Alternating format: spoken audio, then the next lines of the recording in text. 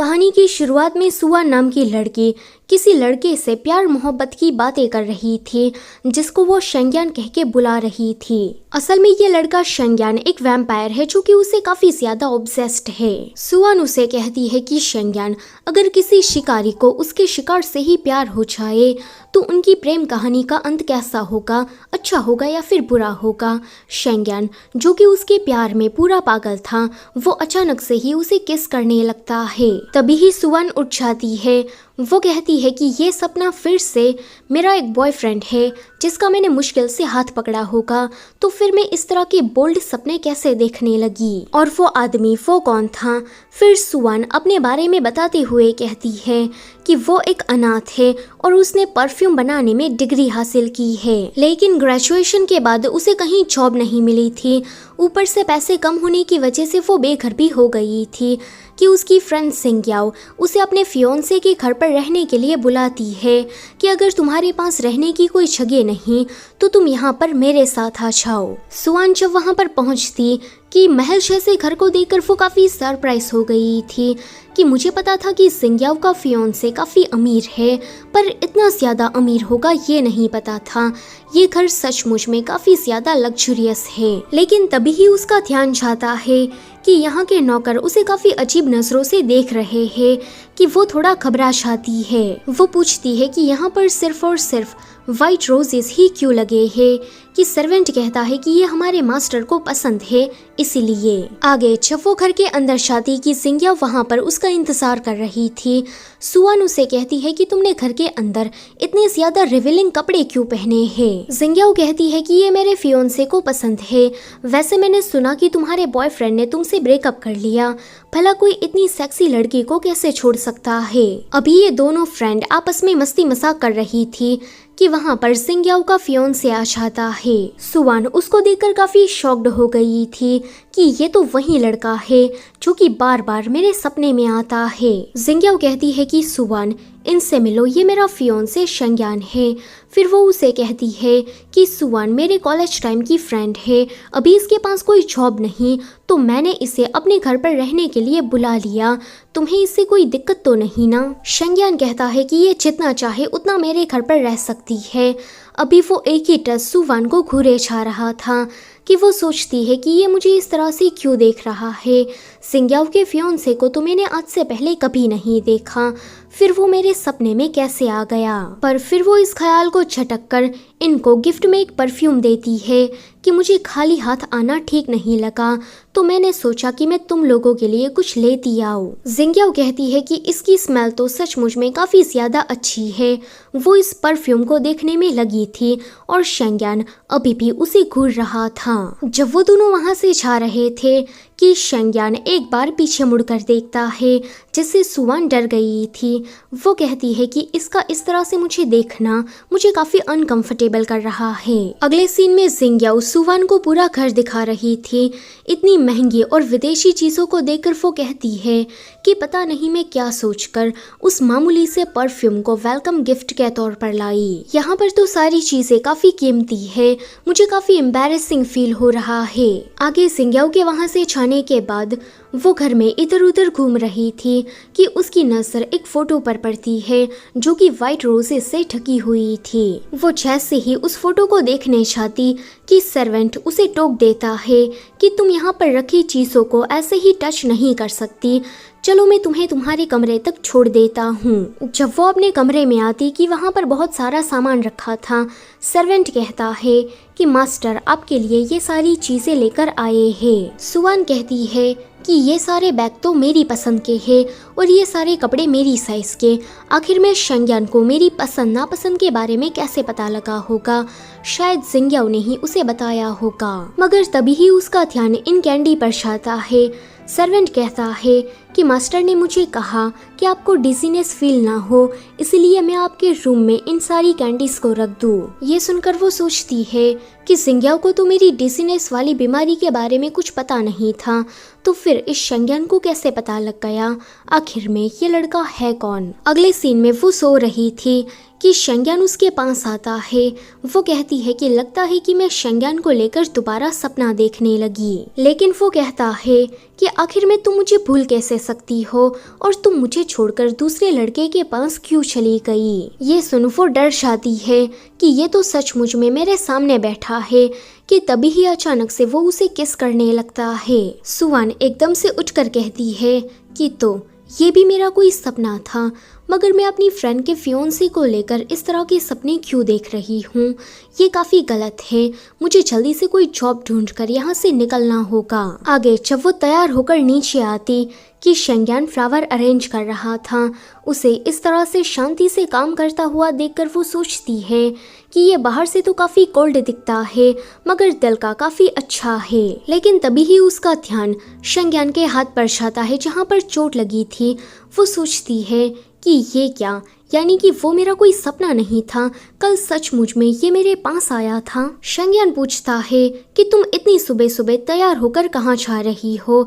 कि वो कहती है कि कुछ नहीं, बस जॉब इंटरव्यू के लिए। वो उसे देखकर काफ़ी घबरा रही थी। कि वो पूछता है कि तुम मुझे देखकर इतना डर क्यों रही हो। कि वो कहती है कि ऐसी कोई बात नहीं। इतना बोलकर वो वहाँ से जल्दी से चली जाती है। फिर हमें शेंग्यान के हाथों को दिखाया जाता है, यानी कि कल जो कुछ भी हुआ था वो सुवान का सिर्फ सपना नहीं था। सुवान बाहर जाते हुए सोच रही थी कि उसको तो चोट कहीं और से लगी होगी, मैं कुछ ज्यादा ही सोच रही हूँ। तभी ही ये अपनी कार लेकर वहाँ पर आ जाता है कि अंदर बैठ जाओ। वो मना करती है कि नहीं, मैं टैक्सी से चली जाऊंगी, पर वो जबरदस्ती उसे अपनी कार में बिठाकर अपनी कंपनी में लेकर आता है। सुवान को उसके साथ देखकर फीमेल एम्प्लॉयज आपस में बातें करने लगती है कि हमारे प्रेसिडेंट के साथ ये सुंदर लड़की कौन है, पक्का वो उसकी वाइफ होगी। एक छलकुगड़ी एम्प्लॉय कहती है कि बिल्कुल नहीं, हमारे प्रेसिडेंट को लड़कियों में कोई इंटरेस्ट नहीं, ऊपर से उसकी तो अभी तक शादी भी नहीं हुई, तो ये लड़की पक्का उसकी कोई सेक्रेटरी होगी। सुवान उसे पूछती है कि तुम मुझे यहाँ पर लेकर क्यों आए हो। फिर वो सोचती है कि हमें साथ में देखकर अभी लोग पक्का हमारे बारे में गलत गलत बातें कर रहे होंगे। शेंग्यान कहता है कि हमें साथ में देखकर लोग हमारे बारे में गलत बातें कर रहे होंगे। कि ये सुनकर वो सोचती है कि क्या ये मेरे मन की बातें सुन पा रहा है। अचानक से वो उसके क्लोज आकर बड़े प्यार से उसकी आंखों में देखने लगा था। कि वो कहती है कि तुम ये क्या कर रहे हो। तभी ही एलिवेटर का दरवाजा खुल जाता है कि वो जल्दी से भागकर बाहर निकल जाती है। वो अपने असिस्टेंट से कहता है कि इसको परफ्यूम बनाने वाले डिपार्टमेंट में भेज दो।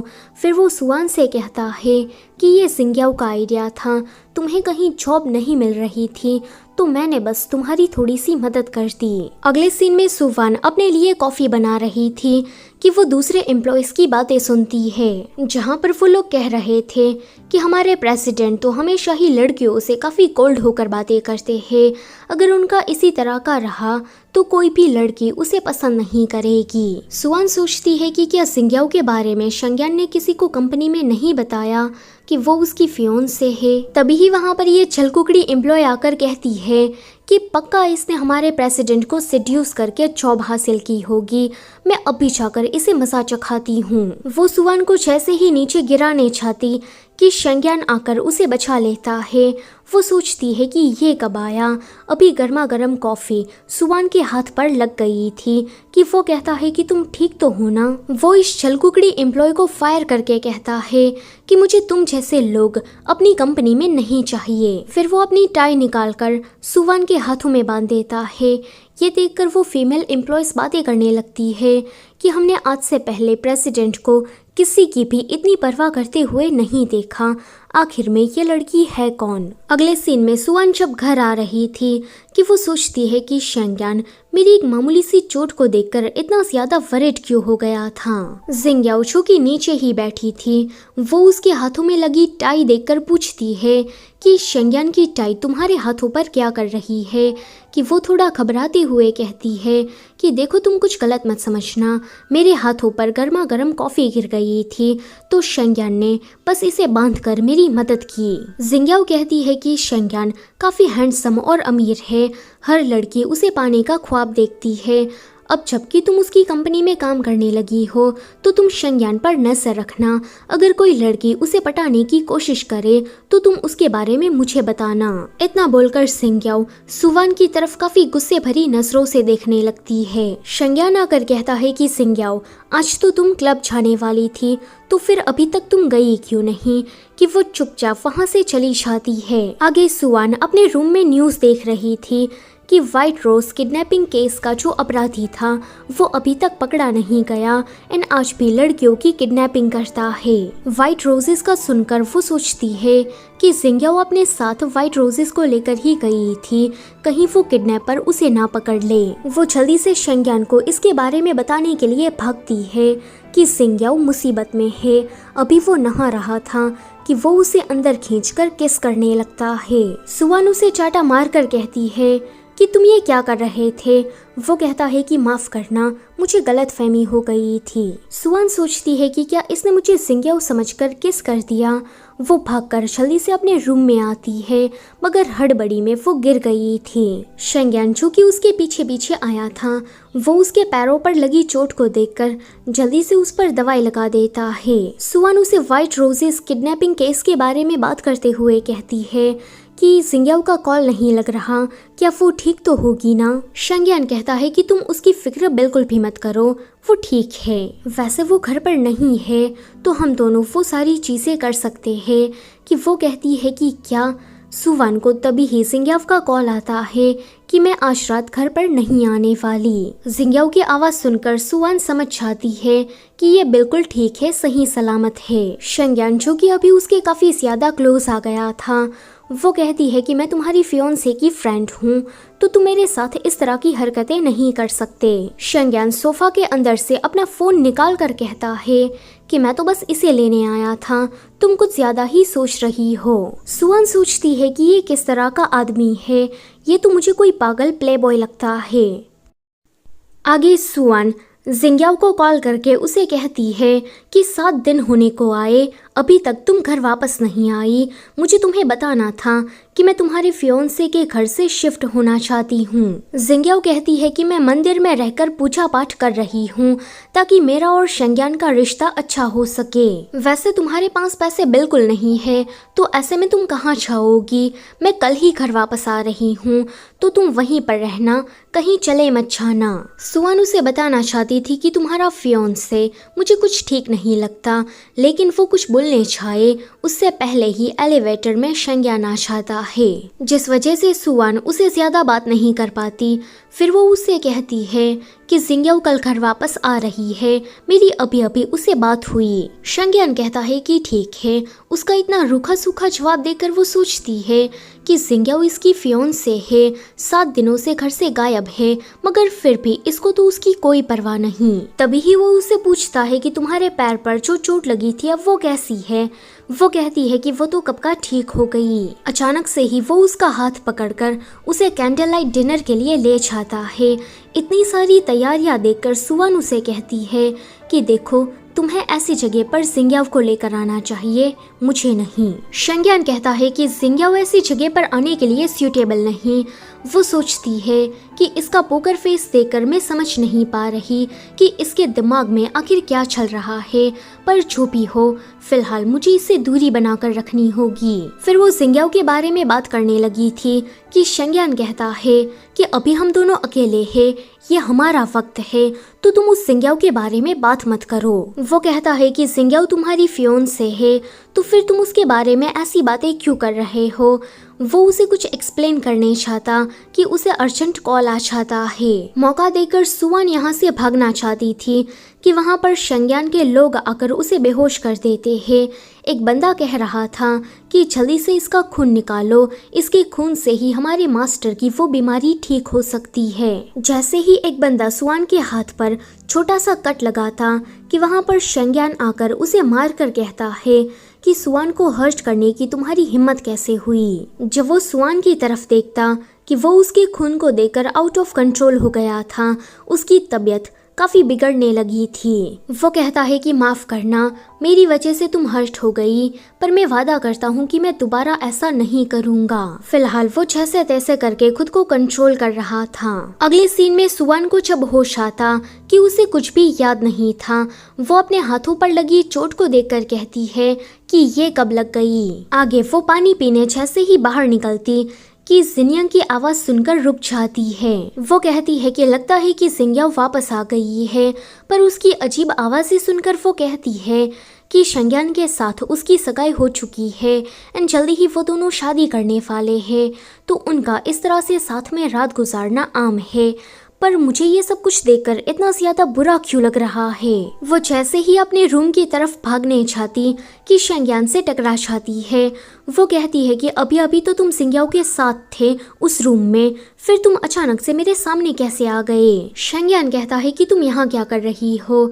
अभी वो उसे देखकर काफी डर रही थी कि वो कहता है कि डरो मत, मैं तुम्हें हर्ट नहीं करूँगा। इतना बोलकर वो उसे उठाकर उसके रूम में लेकर जाता है कि बाहर इस तरह से घूमना बंद करो और शांति से सो जाओ। सुवान अभी काफी डर गई थी कि वो रोने लगती है। उसे इस तरह से रोते देखकर शेंग्यान को तो उसे किस करने का मन करता है।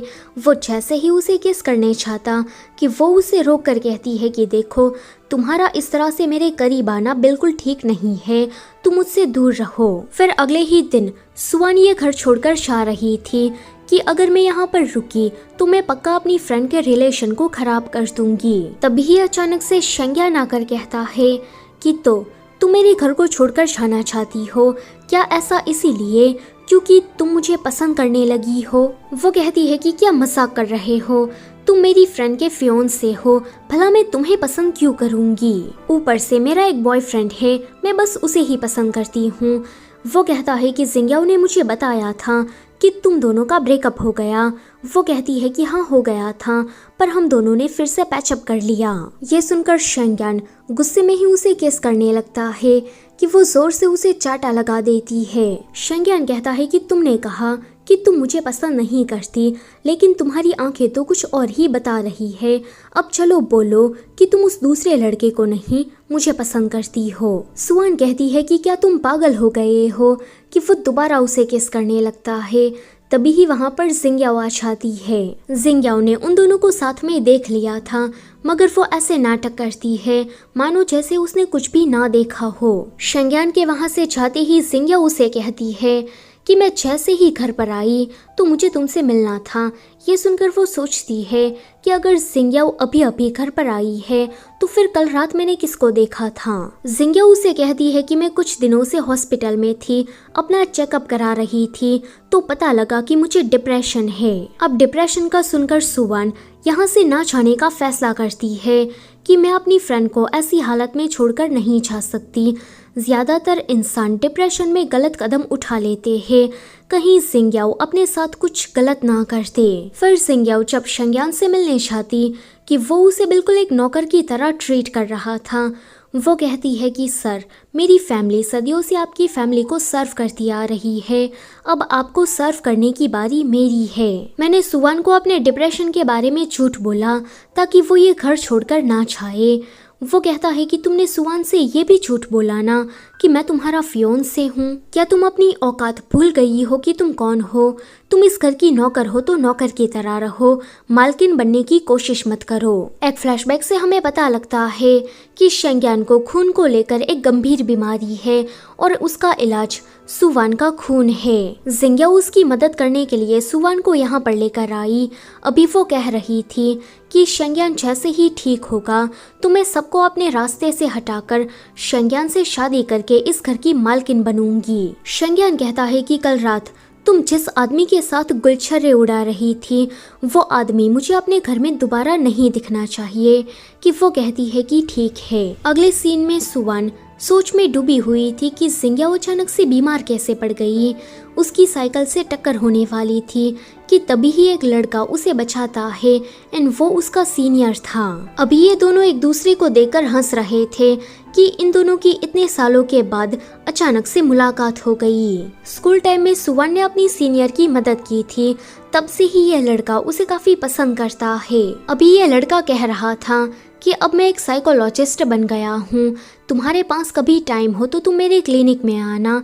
ये रहा मेरा बिजनेस कार्ड। तभी ही उसका ध्यान शेंग्यान पर जाता है, जो कि उसे काफी जलन भरी नजरों से देख रहा था। शेंग्यान के वहाँ से जाने के बाद वो भी वापस घर आ जाती है। जिंगयाओ अभी अपने लिए ड्रेस देख रही थी।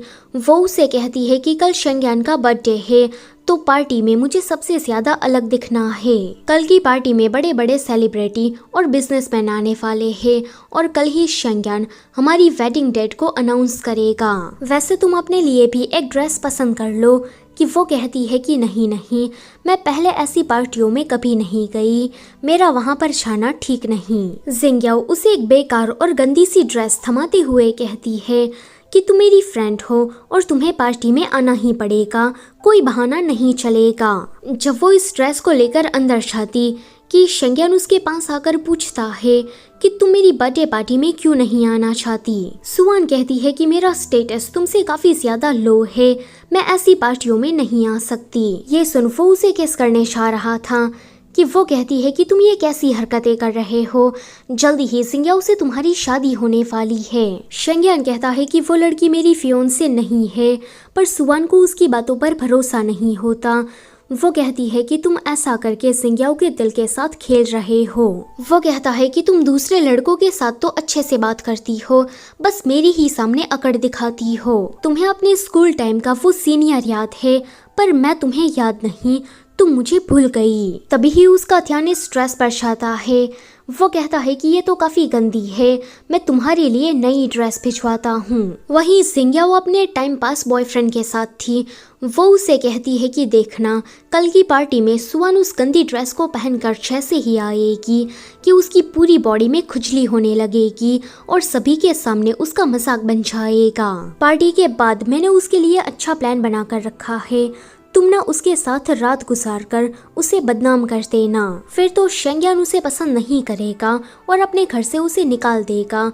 उसके बाद मैं उसे शादी करके इस घर की मालकिन बन जाऊंगी। ये लड़का कहता है कि डार्लिंग, तुम्हारे लिए तो मैं कुछ भी कर सकता हूँ। सुआन अपने रूम में आने के बाद जिंगयाओ की दी हुई ड्रेस को देख रही थी, जिसमें काफी गंदी बदबू आ रही थी कि तभी ही वहाँ पर सर्वेंट नई ड्रेस लेकर आ जाता है कि मास्टर ने कहा कि कल की पार्टी में आप इसे पहन कर आना। अगले दिन पार्टी में सारे लोग यही बातें कर रहे थे कि शेंग्यान ने अभी तक शादी नहीं की, उसकी कोई गर्लफ्रेंड नहीं। ये सब कुछ सुनकर जिंगयाओ शेंग्यान के पास आ जाती है ताकि सभी लोगों को ये लगे कि वो उसकी गर्लफ्रेंड है। शेंग्यान उसका हाथ झटक कर कहता है कि क्या तुम अपनी औकात भूल गई हो। तभी ही वहाँ पर सुआन आती है।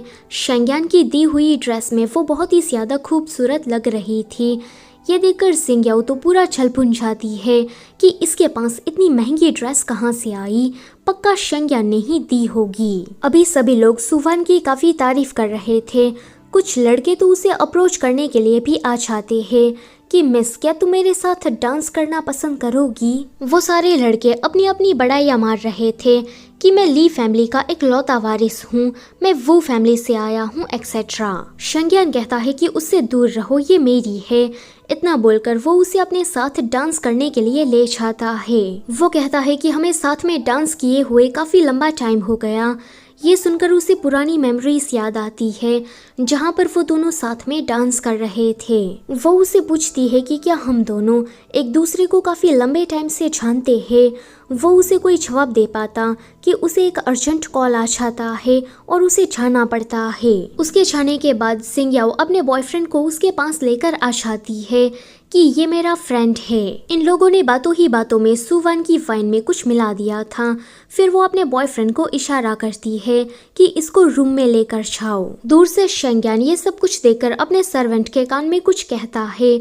उसके बाद सर्वेंट इस बॉयफ्रेंड के पास आकर उसे बताता है कि जिंगयाओ दूसरे फ्लोर पर तुम्हारा इंतजार कर रही है, तो तुम वहां पर जाओ। उसके बाद सर्वेंट सुवान को उसके रूम में छोड़ देता है। अभी ये बिल्कुल भी होश में नहीं थी और उसकी डिजायर काफी बढ़ती जा रही थी। तभी ही शेंग्यान उसके पास आता कि वो एकदम से उसे किस कर देती है, मगर फिर उसे दूर धक्का मारकर कहती है कि ये ठीक नहीं है। लेकिन इस किस के बाद शेंग्यान उसे थोड़ी ना जाने देता। वो उसे उठाकर रूम में लेकर जाता है एंड कहता है कि डरो मत, ऐसा तो नहीं है कि ये हमारा पहली बार हो रहा हो। दूसरी तरफ सिंग्याओ कुछ लोगों को इकट्ठा करके उनको पूरा विला दिखा रही थी एंड कह रही थी कि मैं शेंग्यान की होने वाली वाइफ हूँ। सभी लोग उसे सुवान के बारे में पूछ रहे थे कि वो सुंदर लड़की कौन थी जिसके साथ शेंग्यान ने डांस किया। जिंग्याओ कहती है कि वो तो मेरी फ्रेंड है, एक गरीब अनाथ, उसके पास रहने के लिए कोई जगह नहीं थी तो उसको मैंने अपने घर पर बुला लिया, पर मुझे थोड़ी ना पता था कि ये लड़की मेरे ही होने वाले पति पर इस तरह से डोरे डालेगी। तभी ही इनको एक रूम से आवाजें सुनाई देती है। जब ये सभी लोग उस रूम का दरवाजा खोलते कि अंदर तो जिंग्याओ का बॉयफ्रेंड किसी और लड़की के साथ मजे कर रहा था। ये देख जिंग्याओ तो उसे झगड़ा करने लगी थी। उसे झगड़ते देखकर सभी लोग ये कहने लगते हैं कि अच्छा तो ये शेंग्यान की वाइफ नहीं है, इसने हमसे झूठ बोला। जिंग्याओ सुवान को बदनाम करना चाहती थी पर फिलहाल उसकी ही बेइज्जती हो गई। सभी लोग ये कह रहे थे कि ये तो इस मामूली से लड़के को पसंद करती है। अगली सुबह सुवान जब उठती कि अपनी ऐसी हालत देखकर वो शेंग्यान को मारने जा रही थी कि जानवर कहीं के, तुमने मेरे साथ ये क्या कर दिया। शेंग्यान कहता है कि मैंने तुम्हारे साथ कुछ भी नहीं किया, वो तुम थी जो कि मेरे पास आई थी। वो सबूत के तौर पर उसे वीडियो भी दिखाता है। सुवान कहती है कि कल मैं नशे में थी तो तुम इसे बस एक गलती समझकर भूल जाओ। तुम मेरी फ्रेंड के फियोंसे हो, हमारा साथ में रहना अब ठीक नहीं। इतना बोलकर वो वहाँ से जा रही थी कि शेंग्यान कहता है कि अगर तुम मेरा घर छोड़कर गई तो मैं इस वीडियो को वायरल कर दूंगा, फिर तो पूरी दुनिया को पता लग जाएगा कि हम दोनों के बीच में क्या हुआ। वो कहती है कि तुम ऐसा नहीं कर सकते, अगर ये वीडियो सभी के पास चली गई तो सबको तो ये लगेगा कि मैंने तुम्हें फंसाया है, फिर सब लोग मुझे गलत समझकर मुझे भला बुरा कहेंगे। शेंग्यान कहता है कि मेरे होते हुए तुम्हें कोई भी कुछ भी नहीं कह सकता। जहाँ तक जिंग्याओ की बात है तो मैं उसका फियोंसे नहीं हूँ। मैं ये बात तुम्हें कितनी बार बताऊँ। मैं आज स्विट्जरलैंड जा रहा हूँ, कुछ दिनों में वापस आ जाऊंगा, तब तक तुम घर पर ही रहना, कहीं जाना मत।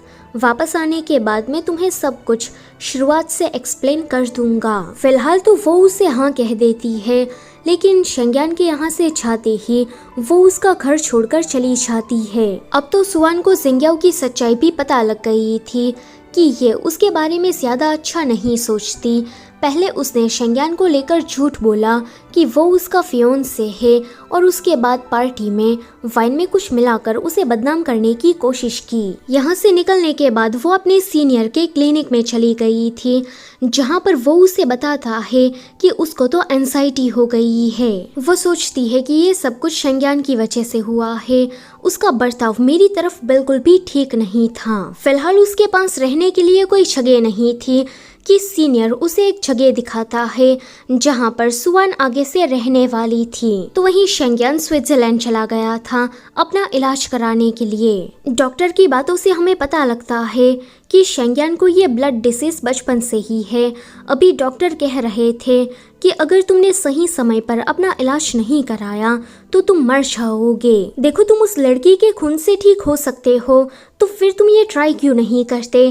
कि शेंग्यान मना कर देता है कि मुझे सुवान को दोबारा हर्ट नहीं करना। तभी ही ये नौकर आकर बताता है कि मास्टर सुवान घर से भाग गई है। ये सुनकर वो अपना इलाज अधूरा छोड़कर चाइना जाने के लिए निकल रहा था। डॉक्टर कहते हैं कि तुम्हें अपना इलाज अधूरा नहीं छोड़ना चाहिए, वरना इसका साइड इफेक्ट होगा, तुम्हारी तबीयत और भी ज्यादा बिगड़ जाएगी। मगर वो डॉक्टर की नहीं सुनता। यहाँ सुवान किसी दूसरी कंपनी में जॉब इंटरव्यू देने के लिए गई थी। उसका बनाया हुआ परफ्यूम सभी को पसंद आता कि उसे यहाँ पर जॉब मिल जाती है। अगले दिन उसका मैनेजर उसे किसी क्लाइंट से मिलवाने के लिए ले जाता है जो कि उसे बहुत बड़ा प्रोजेक्ट देने वाला था। सुवान उसे अपने परफ्यूम के बारे में डिस्क्राइब कर रही थी और ये ठरकी बुढ़ा उसे काफी गंदी नजरों से देख रहा था। फिर अचानक से ही उसके पास आकर उसे छेड़ने लगता है कि अगर तुमने मेरे साथ रात गुजारी तो मैं तुम्हारी कंपनी को एक बहुत ही बड़ा प्रोजेक्ट दूंगा। सुवान गुस्से में ही उसे चाटा मार देती है कि तुम ये क्या बकवास कर रहे हो। अब ये बुढ़ा अंकल कहता है कि मुझे चाटा मारने की तुम्हारी हिम्मत कैसे हुई, अब मैं तुम्हारा करियर बर्बाद कर दूंगा, तुम्हें आगे से कहीं भी जॉब नहीं मिलेगी। तभी ही वहाँ पर एंट्री होती है शेंग्यान की। वो इस अंकल को धक्का मार कर कहता है कि मेरी वुमन को हाथ लगाने की तुम्हारी हिम्मत कैसे हुई? क्या जिंदगी से मन भर गया है? करियर तो अब तुम्हारा बर्बाद होगा और ऐसा होगा कि जिंदगी में तुम कभी कम बैक नहीं कर पाओगे। फिर वो सुआन से पूछता है कि तुम ठीक हो ना? वो कहती है कि मैं बिल्कुल ठीक हूँ, मदद के लिए शुक्रिया।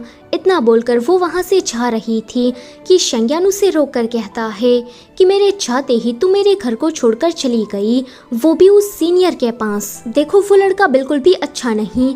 मैं ऐसे लड़कों को अच्छी तरीके से जानता हूँ कि उनके दिमाग में क्या चल रहा होता है। तुम उसके घर से वापस आ जाओ। सुआन कहती है कि एटलीस्ट मैं अपने सीनियर को जानती तो हूँ, मुझे तुम्हारा कुछ समझ में नहीं आता कि तुम्हारे दिमाग में आखिर क्या चल रहा है। मुझे तो तुम वैसे लड़के लगते हो। ये सुनकर वो उसे बेहोश करके घर लाता है एंड फिर अनाउंस करता है कि अगर किसी ने भी इसे तंग करने की कोशिश की तो मैं उसे पनिशमेंट दूंगा। अब से ये इस घर की मालकिन है तो इसे अच्छे से ट्रीट करना। जिंग्याओ ये सुनकर पूरा छलबुन जाती है कि इस घर की मालकिन तो मुझे बनना था, फिर ये सुआन बीच में कहाँ से आ गई। अगले सीन में सुआन को सपने में अपनी पुरानी मेमोरीज दिखाई देती है जहाँ पर वो शेंग्यान के साथ थी और उन दोनों में काफी क्लोज रिलेशन था, लेकिन किसी रीजन की वजह से उन दोनों को अलग होना पड़ा था। जब वो उठती कि उसकी आंखों में आंसू और दिल में दर्द था, उसे रोते हुए देखकर शेंग्यान उसे पूछता है कि तुम क्यों रो रही हो? वो कहती है कि तुम मुझे अपने घर पर लेकर क्यों आए हो? मुझे यहाँ पर नहीं रहना, प्लीज मुझे जाने दो। तभी ही सीनियर का उसे कॉल आ रहा था कि शेंग्यान कहता है कि कॉल को मत उठाना, मैं नहीं चाहता कि तुम उस लड़के से बात करो। वो ये सब कुछ बोल ही रहा था कि अचानक से उसकी तबीयत बिगड़ जाती है, इतनी ज्यादा कि उसका मन करता है कि वो सुवान का ब्लड सक करे, मगर वो कैसे भी करके खुद को कंट्रोल करता है। सुवान अभी काफी ज्यादा शॉक्ड थी क्योंकि उसे कोई आइडिया नहीं था कि शेंग्यान इतना ज्यादा बीमार भी हो सकता है। वो उसकी मदद करने के लिए उसके पास आ रही थी कि वो जल्दी से वहाँ से भाग जाता है कि कहीं मैं गलती से इसे हर्ट ना कर दूं। आगे शेंग्यान ने सुवान को उसके रूम में लॉक करके रखा था। वो नौकरों की बातें सुनती है जहाँ पर वो लोग कह रही थी कि उसके मास्टर काफी ज्यादा बीमार है और उसका इलाज सिर्फ और सिर्फ सुवान का खून है। ये सुनकर सुवान को शेंग्यान से बात करनी थी कि ये सब कुछ क्या है। वो चोरी चुपके जब उसके रूम में पहुंचती कि अपनी इतनी सारी बचपन की फोटोज को देखकर वो कहती है कि शेंग्यान के पास मेरी इतनी सारी फोटोज कैसे आ गई? क्या ये काफी लंबे टाइम से मुझ पर नजर रखे हुए था? मगर वो इस वाली फोटो को देखकर काफी ज्यादा शॉक्ड हो जाती है कि क्या हम दोनों एक दूसरे को पहले से जानते हैं? अगर ऐसा है तो मुझे कुछ याद क्यों नहीं? कि तभी ही अचानक से उसे रियलाइज होता है कि उसे अपनी पास्ट की ज्यादातर मेमोरीज याद ही नहीं। वो कहती है कि मैं आखिर में कौन हूँ, मुझे अपने बारे में कुछ पता क्यों नहीं। वो रोती हुई बाहर चली जाती है। यहाँ पर वो अपनी पास्ट की मेमोरीज को याद करने की कोशिश कर रही थी, मगर उसे कुछ भी याद नहीं आता कि तभी ही वो सर्वेंट की बातें सुनती है कि मास्टर की तबीयत अचानक से खराब हो गई, मगर फिर भी वो सुवान का ब्लड लेने से मना कर रहे हैं। ये सुनकर वो शेंग्यान की मदद करने अंदर जा रही थी कि अचानक से सीनियर आकर कहता है कि ये जगह खतरे से खाली नहीं, तुम मेरे साथ चलो। वो कहती है कि नहीं, मुझे शेंग्यान की मदद करनी है, पर यह लड़का उसे जबरदस्ती अपने साथ लेकर जाता है। सीनियर को यहाँ पर लाने वाली ये जिंग्याओ थी। वो कहती है कि अब सुवान नाम का पत्थर मेरे रास्ते से हट गया है। सीनियर उसको अपने क्लिनिक में लाने के बाद शेंग्यान की बहुत सारी बुराइयां करता है एंड उसके बाद उसे प्रपोज करते हुए कहता है कि मैं तुम्हें स्कूल टाइम से ही काफी पसंद करता हूँ। वो उसे सीधे सीधे मना कर देती है कि माफ करना, पर मैं तुम्हें उस नजरों से नहीं देखती। कि तभी ही उसका ध्यान इन वाइट रोजेस पर जाता है और उसके बाजू में रखी अगरबत्ती पर, जिसकी स्मेल से वो धीरे धीरे करके बेहोश हो रही थी। उसे अचानक से ही वाइट रोजेस किडनैपिंग केस याद आता है एंड वो समझ जाती है कि वो किडनैपर और कोई नहीं बल्कि उसका सीनियर है। वो जैसे ही कोई बहाना मारकर यहाँ से भागने की कोशिश करती कि वो कहता है कि माफ करना, पर अब भागने के लिए काफी देर हो गई जाती है। जब शेंग्यान को पता लगता है कि ये सीनियर सुवान को अपने साथ ले गया है कि वो अपने सारे आदमियों को लेकर उसे बचाने के लिए निकल जाता है। सीनियर सुवान से कह रहा था कि अगर तुम मुझसे प्यार नहीं करती थी तो फिर तुमने मुझे झूठी उम्मीद में क्यों रखा। यहाँ पर वो बिल्कुल एक पागल साइको की तरह बिहेव कर रहा था। वो कहता है कि अगर तुम मेरी नहीं हो सकती तो मैं तुम्हें किसी और की भी नहीं होने दूंगा। वो पानी का नल चालू करके कहता है कि अब तुम डूब कर मरोगी। थोड़ी देर के बाद शेंग्यान वहाँ पर अपने आदमियों के साथ आ गया था। वो पूछता है कि सुवान कहाँ पर है। सीनियर कहता है कि वो तो जल्दी ही डूबकर मरने वाली है। इस पूरे बिल्डिंग में 69 रूम है, अगर तुम उसे ढूंढ सको तो ढूंढ लो। शेंग्यान अपने आदमियों को ऑर्डर देता है कि इस पूरे बिल्डिंग का एक भी कोना तुम लोग कोरा मत छोड़ना। फिर वो भी उसे ढूंढने चला गया था। सुवान धीरे धीरे करके बेहोश हो रही थी। ऐसे में ही उसे अपनी सारी पुरानी मेमोरीज याद आ जाती है, जहाँ पर शेंग्यान के फादर सुवान को अनाथ आश्रम से उसके घर पर लेकर आए थे, क्योंकि सुवान का खून शेंग्यान की बीमारी का इलाज था। बचपन से ही वो दोनों एक दूसरे के साथ रहे, साथ में बड़े हुए। ऐसे में ही इन दोनों को एक दूसरे से प्यार हो गया था। लेकिन एक दिन शेंग्यान को समझ में आया कि मैं अपने फायदे के लिए इसके खून का यूज कर रहा हूँ। अगर मैं इसी तरह से करता रहा तो ये तो एक दिन मर जाएगी। इसलिए शेंग्यान ने उसकी मेमोरी लॉस्ट कराकर उसे खुद से दूर कर दिया ताकि वो जिंदा रह सके। प्रेजेंट में वो जैसे ही बेहोश हो जाती कि वहाँ पर शेंग्यान आ जाता है। उसे बेहोश देखकर वो उसे सीपीआर देकर उठाने की कोशिश कर रहा था।